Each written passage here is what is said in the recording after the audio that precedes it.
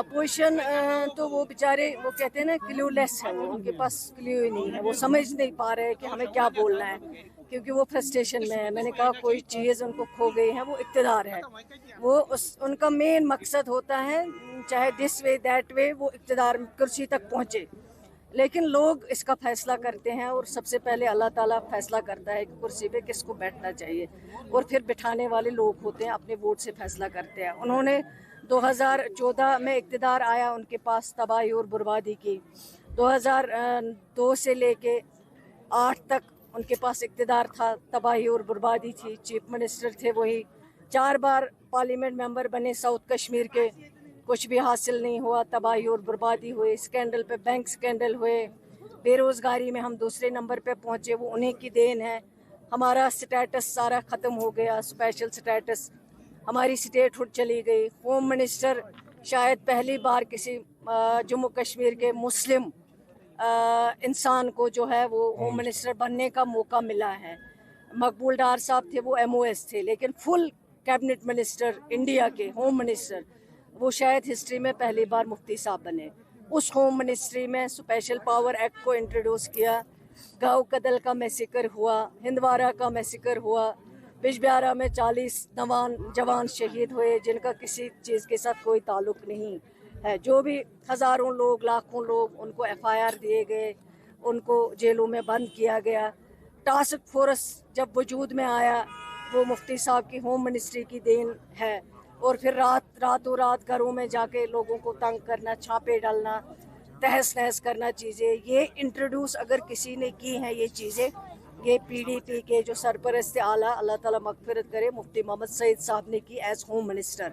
फिर उनकी बेटी भी उसी नक्श कदम पे चली और मेंबर पार्लियामेंट बनने के बाद उन्होंने पार्लियामेंट में कहा, जब पहलगाम की ज़मीन चली गई, 200 नौजवान वहाँ मारे गए, उस वक्त जब मौका मिला कहा मैं क्या बोलूँगी यार, मैं भूल गई। और उसके बाद 14 में जब आई, जो हमारा सरमाया 70 साल में बना था, वो सारा सरमाया हमारा उन्होंने ख़त्म कर दिया उन्हीं 2-4 बरसों में, 5 बरसों में। कहा लोगों को वोट दो, BJP को इक़्तिदार से बाहर रखेंगे, लेकिन जब इक़्तिदार आया तो BJP के गोद में जाके बैठ गए।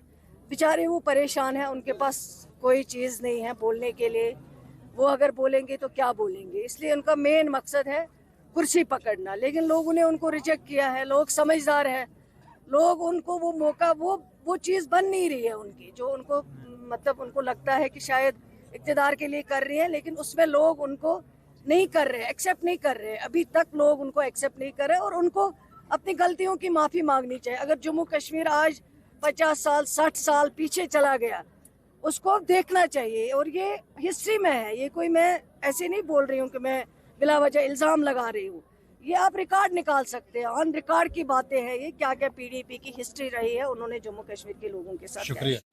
ये कम से कम 15,000 के करीब जो है वो पॉपुलेशन है इस एरिया की, जिससे कई गाँवों जो है वो कवर होते हैं, और इस वाटर सप्लाई की कीमत जो है वो 2.5 करोड़ रुपए है। और इंशाल्लाह 1 साल के अंदर अंदर ये स्कीम जो है वो कंप्लीट हो जाएगी, क्योंकि इनके दीरीना मांग थी, डिमांड थी।